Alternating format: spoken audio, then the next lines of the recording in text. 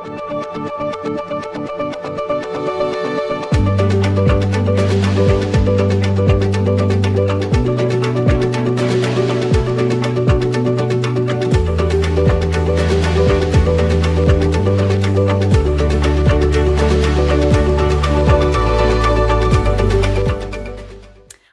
to another episode of the Able podcast. I am so excited to have Taryn on with us. Taryn is the founder of One Crafty Miss. Taryn, thank you so much for being here. Thank you for having me. I'm really excited to just dive into a good conversation. I know, I'm so excited. You are a brand expert, a creative coach, a speaker, a wife, a mom, like so many things. It's hard to even put them all into one sentence. If you could tell the audience a little bit about yourself before we dive into your story and your journey into motherhood. Sure. I feel like it's funny when you hear someone else like read your bio or say different things about you and you're like, wow, I do a lot of things, but I feel like that's all moms. Like whether you're a business owner or have a full-time job or stay-at-home mom, our resume is like a million miles long and it changes daily, it feels. So for me, like she said, I'm Taryn. I am a creative business coach on the professional end. So that is what I get to spend my time doing in my business, is working with just awesome makers and creatives. I help them with having more confidence in their business, having more clarity, understanding what doesn't need to be on their plate anymore. And as time has changed, I work a lot more with moms too, which is really exciting, and getting to see how to make their business thrive in a way that honors them and their family's boundaries and the schedule that they're looking for. And yeah, I'm the mom to a 2-year-old, which is insane. So our son Isaiah just turned 2, and all the cheesy things that everyone tells you about how fast time goes, it's all true. All of it we have discovered. I'm over in Winston-Salem, North Carolina. And so my husband and I love to just like hang out when we have downtime to ourselves, even with Isaiah, go for walks. I love doing DIY projects in our house. I will craft with a glue gun in my hand and scissors and glitter any chance I get. And that's, fewer and far between now being a mom with everything with business. But when I can, that's like my happy place. Yeah, totally.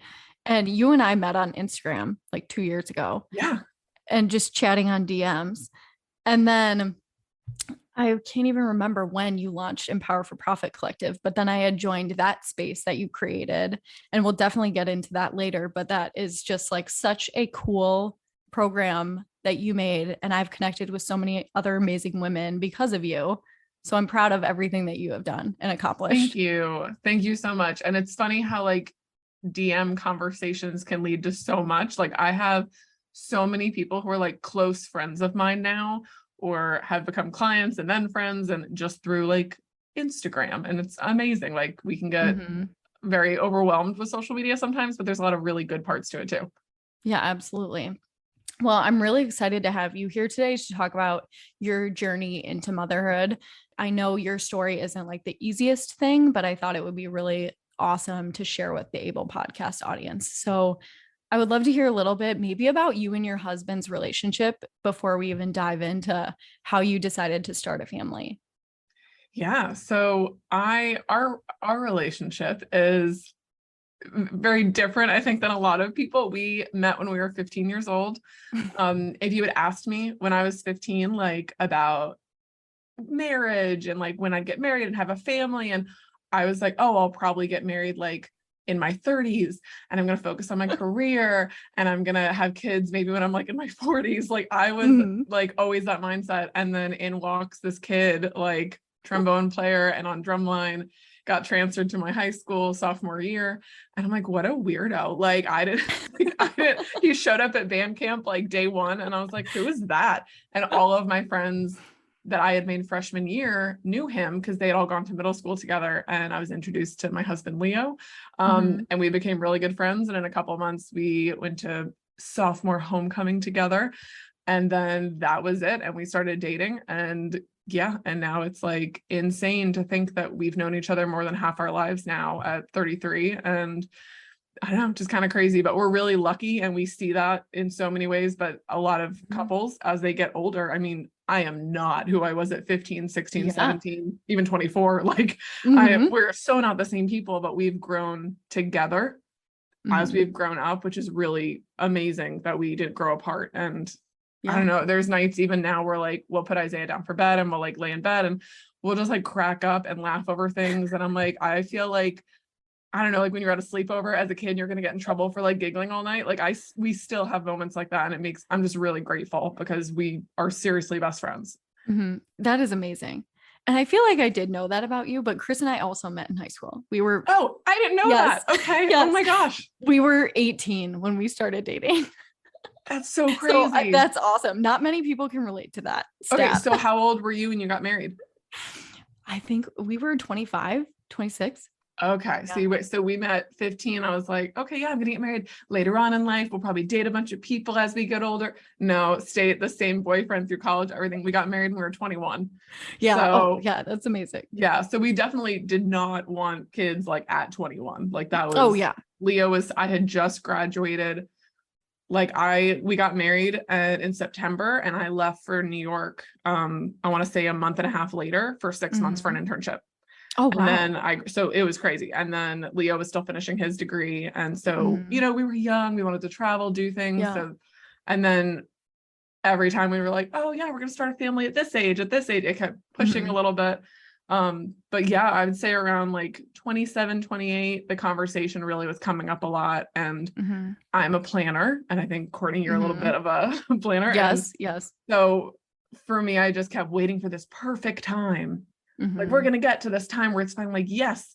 But at the end of the day, there's never going to be a perfect time to be like, yes, I would love to suddenly make my life completely different, all about somebody else, so I'm like, it's never going to be a perfect time. And we just kind of decided, we're like, let's just do this. Like, and if it's meant to be, and I'm like, we waited this whole time. And yeah. And so that was kind of how we decided to start our family, is after a lot of discussions and deciding like, it's just never going to be the right time. Let's just do it.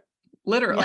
So, it was like, okay, we'll see what happens. And, and I don't go into anything lightly. And so as much as I wanted to be oh yeah, let's just be go free. With the flow. Like, go with the flow. Absolutely not. It was like month 2. And I'm like, let me download an app. Let me start figuring out how to track things.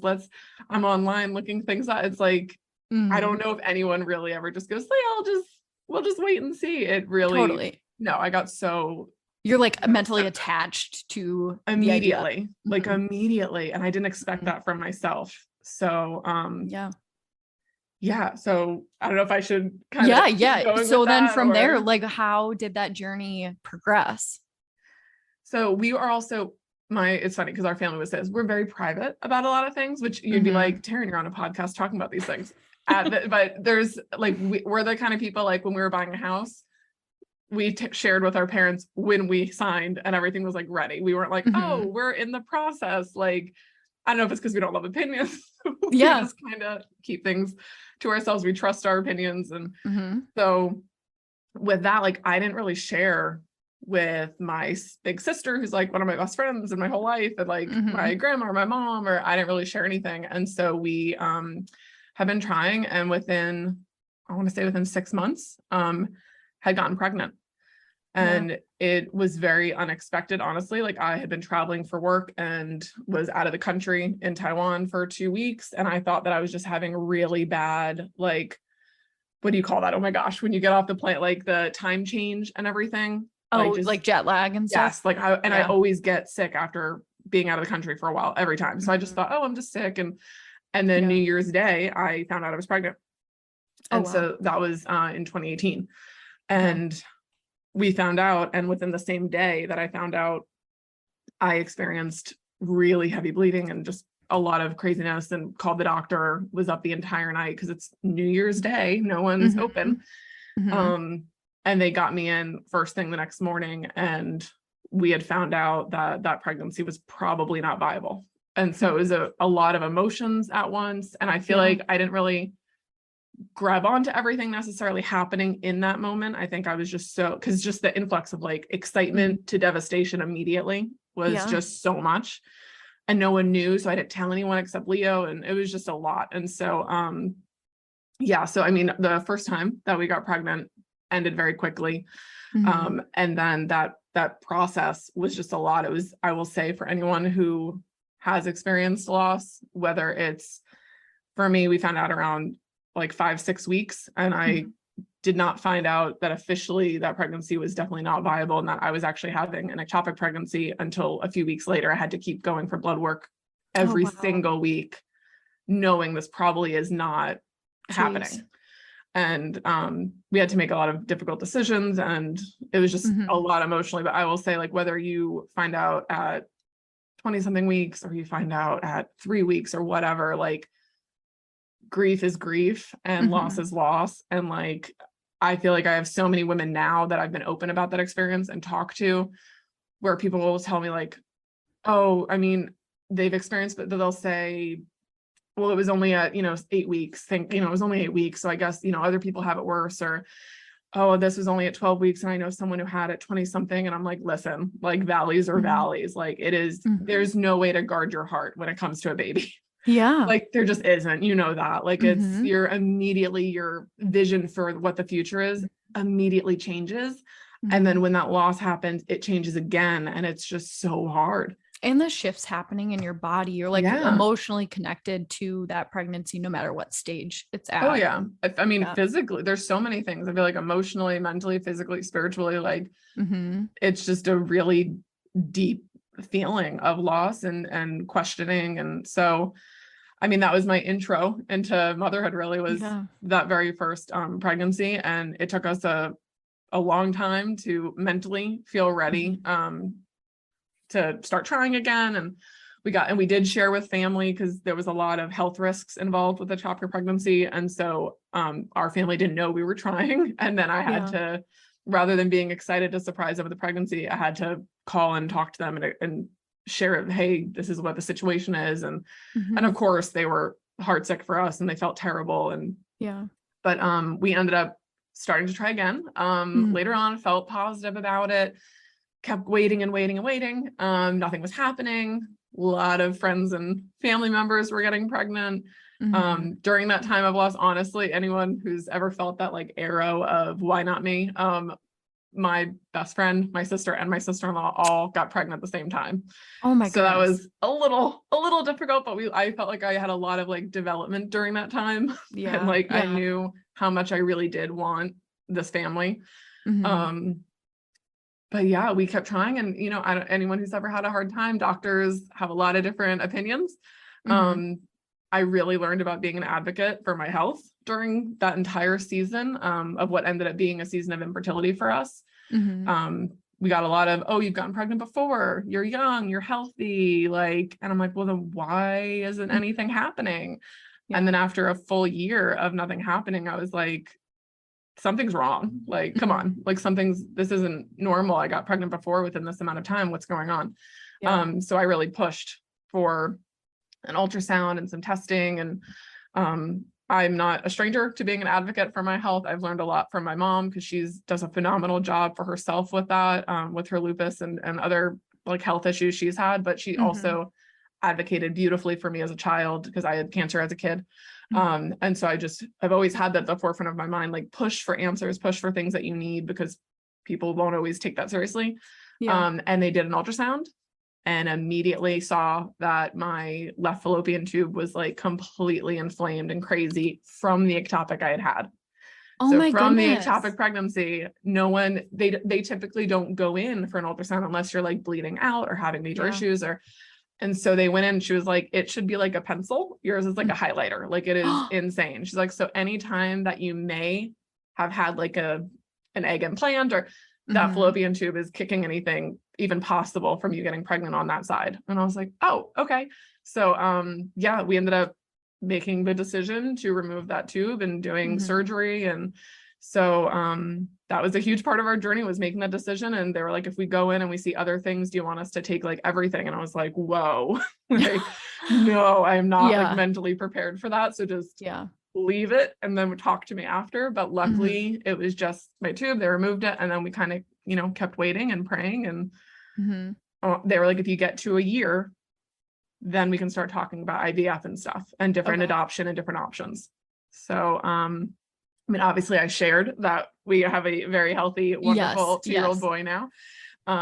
We scheduled our first IVF appointment because the wait list can be really crazy. We got the referral, we had appointments scheduled, and then literally, they called to confirm the appointment, and I was like, I am at an ultrasound for a 7-week pregnancy. So it was so crazy. Like Oh my goodness. I was like, today we were getting an ultrasound for our sorry, oh gosh, sorry. But yeah, Chills. like crazy. Like, and it was supposed to be like confirming our IVF appointment. So just Wow. insane how the world works.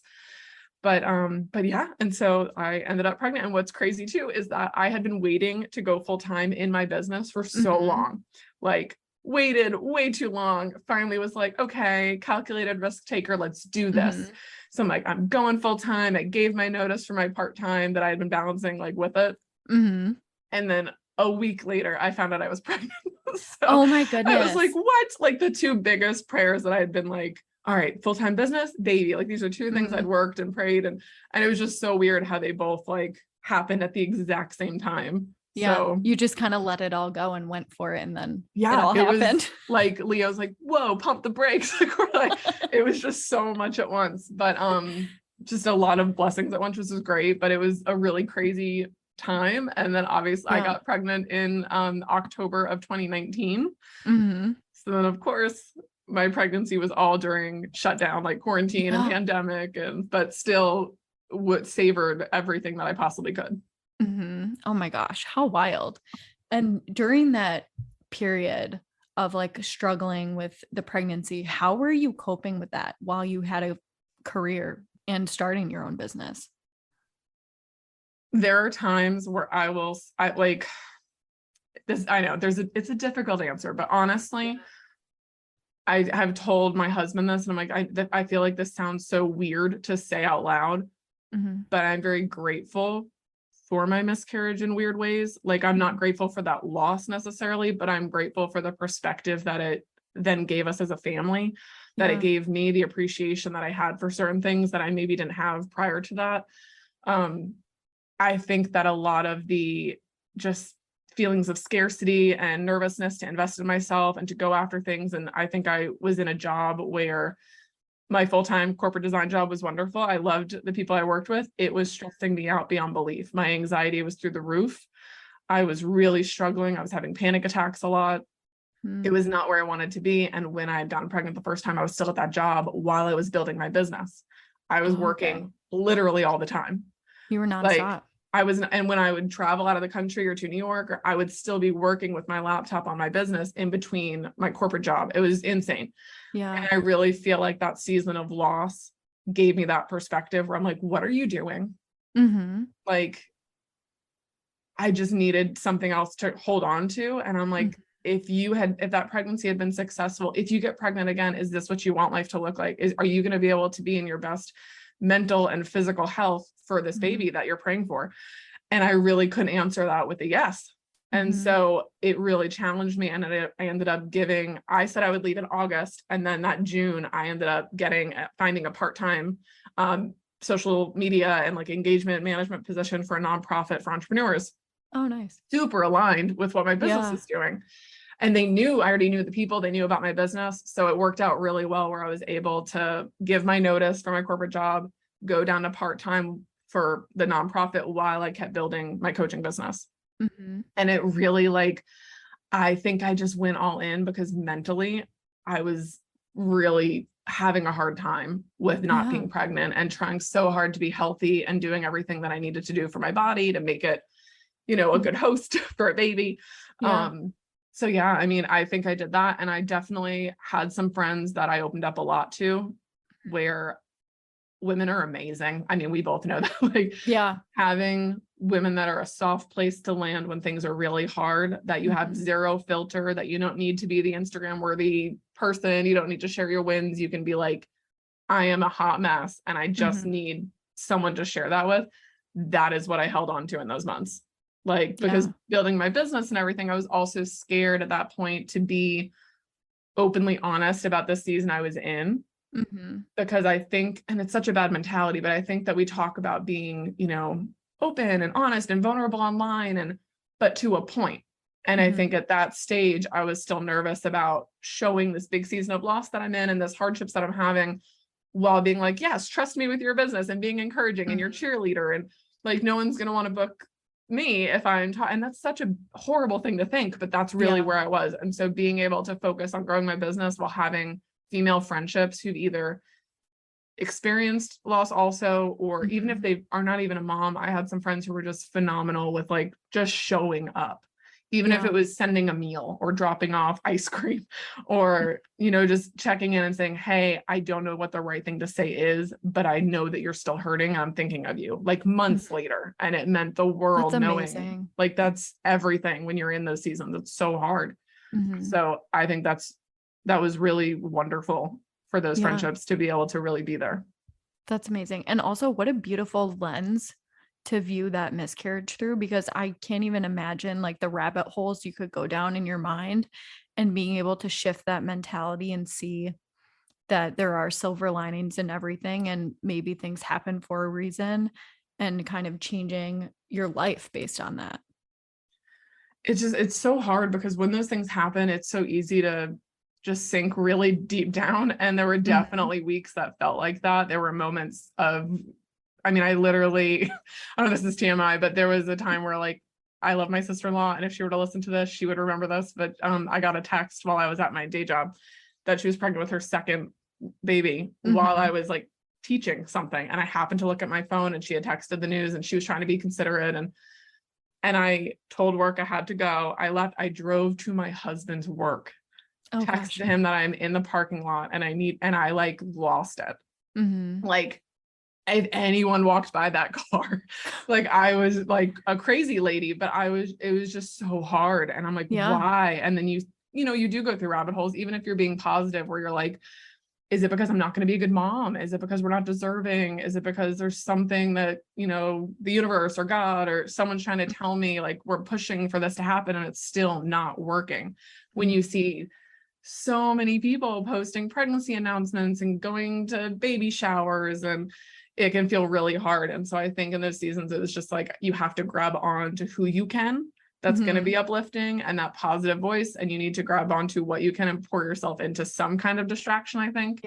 Or it becomes like almost obsessive. Like, it's really easy to just let the darkness get darker.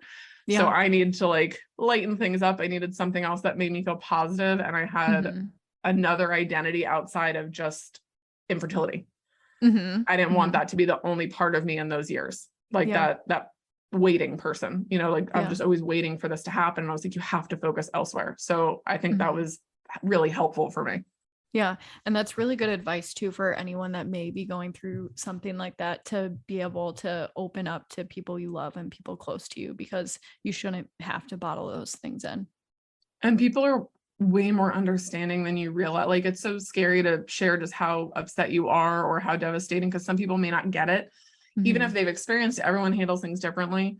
But give your people the benefit of the doubt. Tell them what you need to. Some people are at a loss and they want to help, but they have no idea what you need.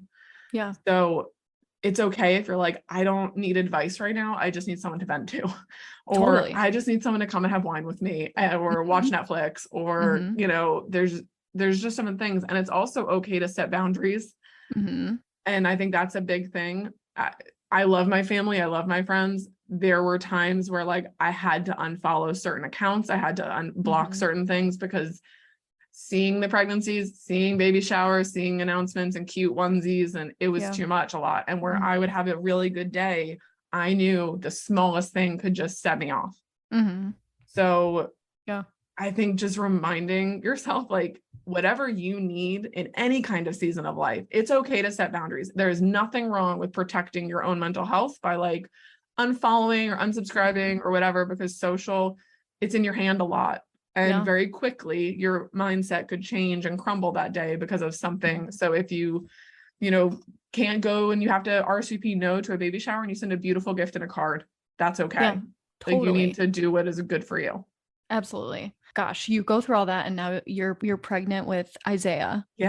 How was that transition? I mean, you moved into your own career and you were pregnant during a pandemic. Like, wild. What was that like? It's probably exactly how you think it was. Like, it was crazy town. Like, but okay, so I found out I was pregnant on Halloween. which is really funny because That's cool. my first pregnancy I found out on New Year's Day, and I'm like, what is going on? And then That's amazing. my due date was 4th of July. Oh my Isn't God. that weird? Like, Yeah. so odd. So I was like, oh, all these celebratory dates. Yeah. But yeah, I found out on Halloween, and I like just had a weird I was like, maybe. I'm like, no, like I've taken like 70 something tests in the last few years. Like, no.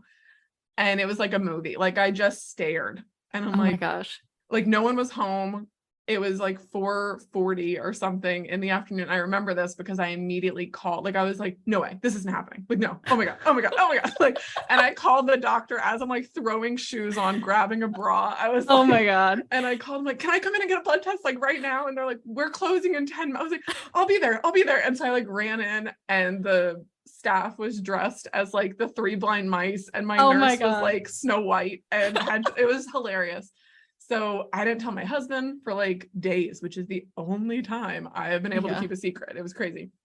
So found out, we ended up sharing with family in November, which was so emotional and amazing. And everyone's reactions were just beautiful and hilarious. And yeah. But yeah, like I definitely had at least a month or so of that joy kind of tucked in and fear kind of traveling front seat. Just because, I was very cautious, and I'm a cautious person in general. So, well, and it was trauma that you experienced. And I just was so nervous. And like, what, like, I don't want to, like, what if we get excited? What, I'm already attached. Like, and my husband was just like, if something happens, do you want to feel like we didn't have joy over this baby?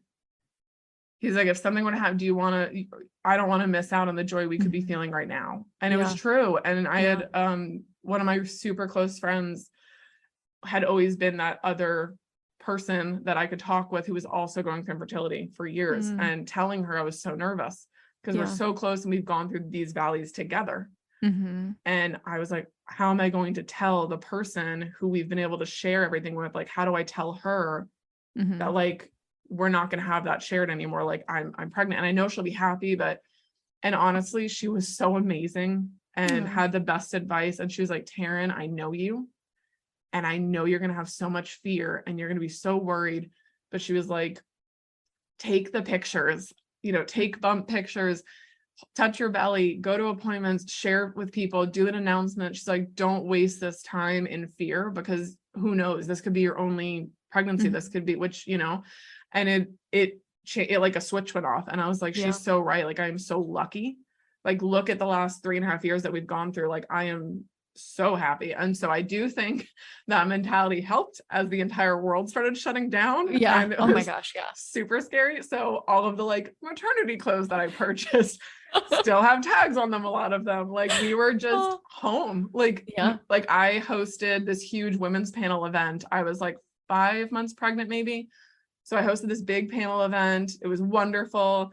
And the very next day, North Carolina completely shut down due to COVID. And we're like, what is happening? Oh my gosh. And I'm like, oh, Leo got sent home from work. Okay, you'll be home with me for a couple weeks. And then, as we all know, the weeks just kept going. My husband literally, it is September 2022 as we're recording. He still works from home. Like, everything changed. Yeah, Chris like, does too. It's crazy. He'll go into the office like once in a blue moon.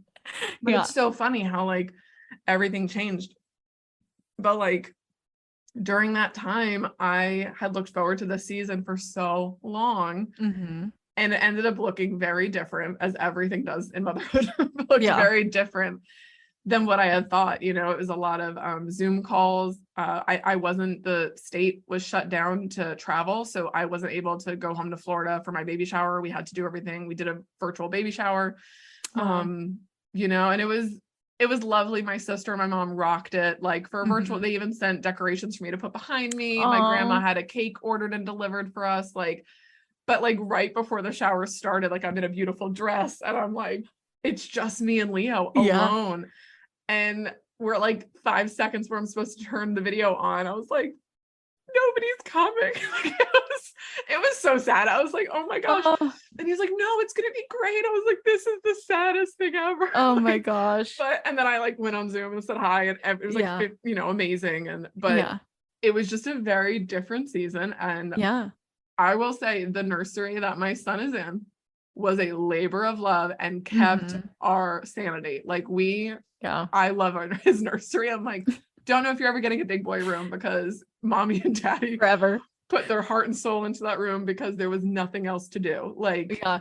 that was it, man. Like Yeah. we couldn't even go to stores. Like North Carolina shut down for a long time. So we ended Yeah. up like building a table for Oh next my to the goodness. we like couldn't even go to like a Marshall's or something.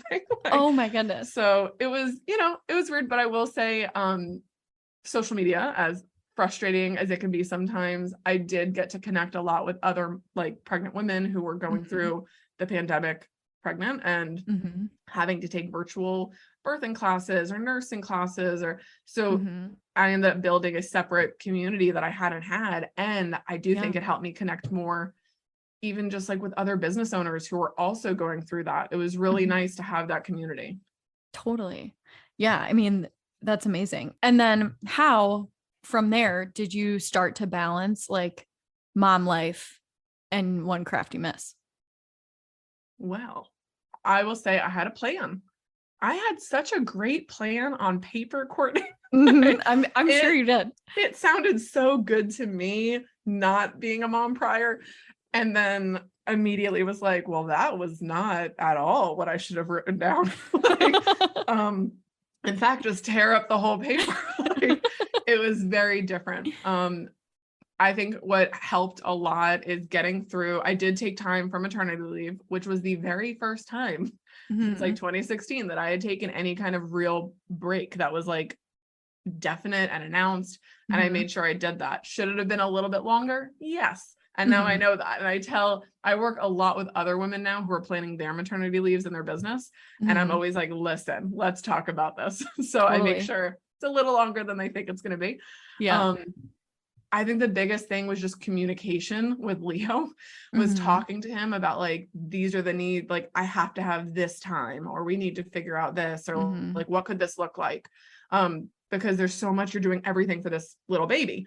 And it's so Mhm. easy to like let your needs or your business or work or kind of get in the shuffle. And so it was really nice to be able to talk and be like, this is all right, let's have a game plan. Even if the plan literally changes daily, like Mhm. let's figure this out. And I definitely had to be more intentional about what I was doing and where my time was going in my business. And I Yeah. felt like I was doing a good job of that prior, and I really wasn't. I was definitely still having offers in my business that didn't need to be there. I Mhm. was doing way more outreach than I probably needed to be doing, rather than really honing in on like, what do you ultimately want to be known for? What do you ultimately want to help these women with? And Mhm. what could that look like that honors what you're trying to do at home? Because also pandemic, we didn't have a childcare option for until he was about 8 months. Yeah. So he was home, and then we ended up deciding to bring in a nanny 2 days a week. And Mhm. so someone was here so I could do client calls, because I do like one-on-one business coaching over Zoom usually.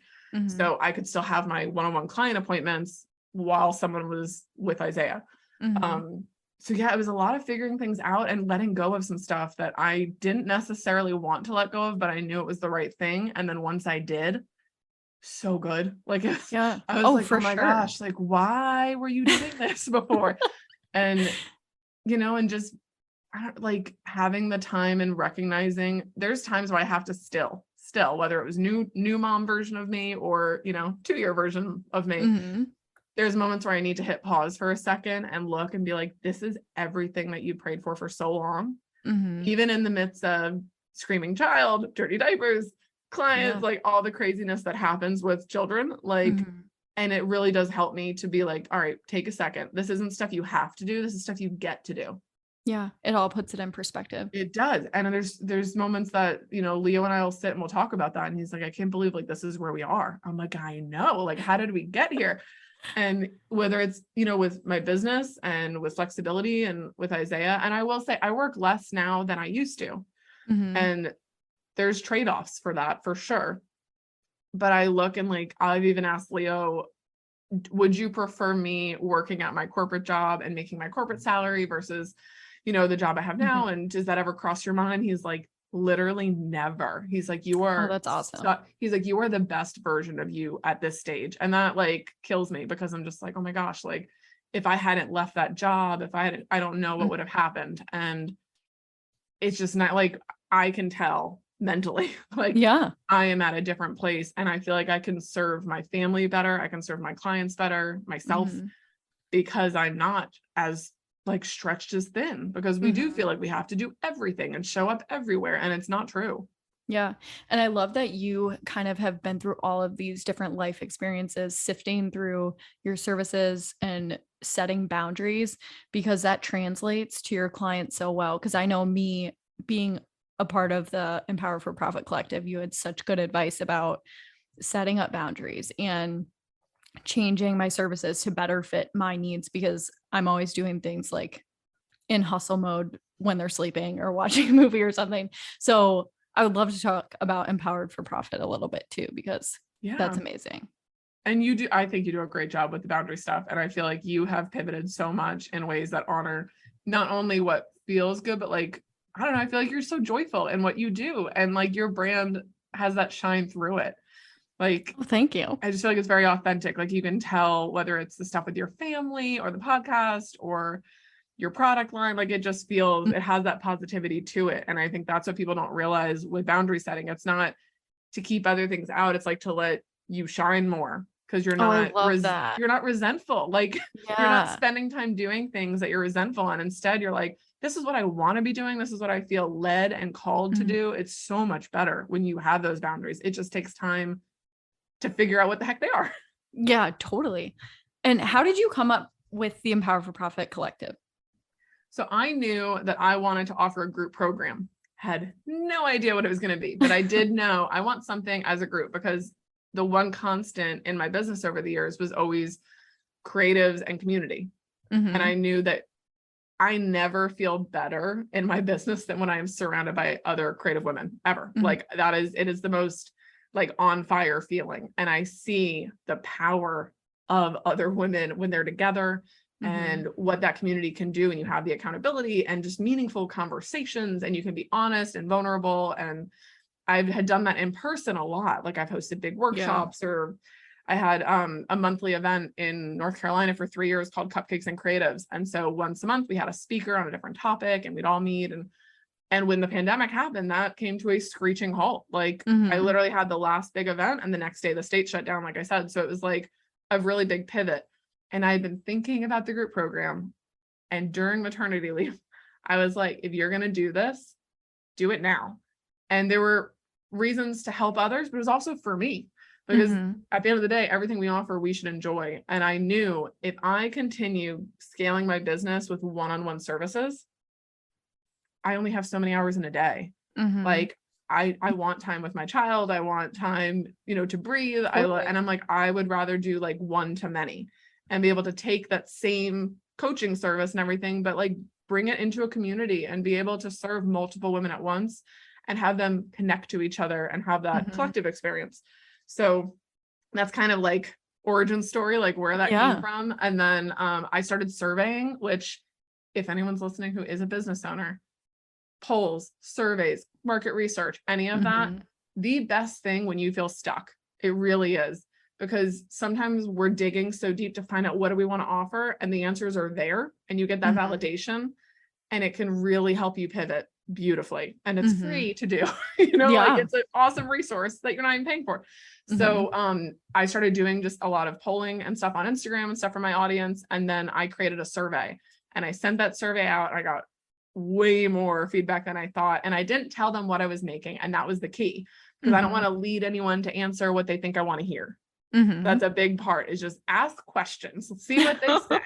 And when I kept saying, like, what are your thoughts on this? Or what are the things that you most want to learn? Or where do you struggle the most? Or when it comes to community, what does that look like to you? And all these different things. And I got those answers, and it was so beautiful, because I'm like, this is literally what I wanted to hear, but I didn't tell people that. Yeah. And it was just that validation I needed. Like, this is what you're feeling called to do. And there is a want in your market for it.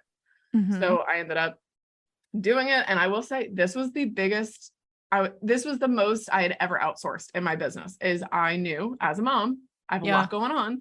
And so I made an investment to have the website done, the sales page. I had someone create my funnel for me, all these different things. And it was so nice. Like I was Yeah. terrified to do that. because I like to do everything myself. Mhm. But I needed that to have that freedom. So it was really nice to be able to partner with someone amazing and have her work on those things. And Mhm. then I was able to launch, and I love my one-on-one clients. I love them. They're wonderful.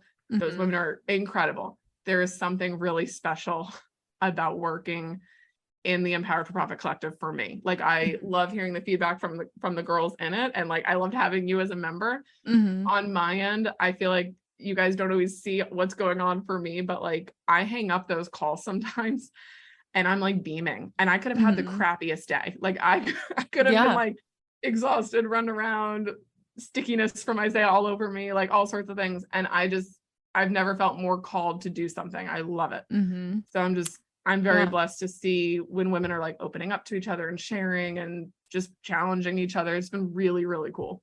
Yeah. And I have to say, that space you created is so safe and beautiful, because I'm just going to bring this up because it's so special to me and in my heart. Yeah. But as a part of the membership, I was given like a one-on-one coaching call with you. And that was the first time I had ever vocalized my irreplaceable line ever. And that was just like, I could cry about this right now, but it was just like you were such a safe space for me, and that community was. So thank you for that, because Okay. you created something so Like, beautiful. oh my gosh, guys. I felt like you Sorry, I didn't had mean to get so no, emotional, but that was just but like that's such a a beautiful really thing. like pivotal moment for me in my own business, was like being able to talk to you about that. And you were such a safe space for that.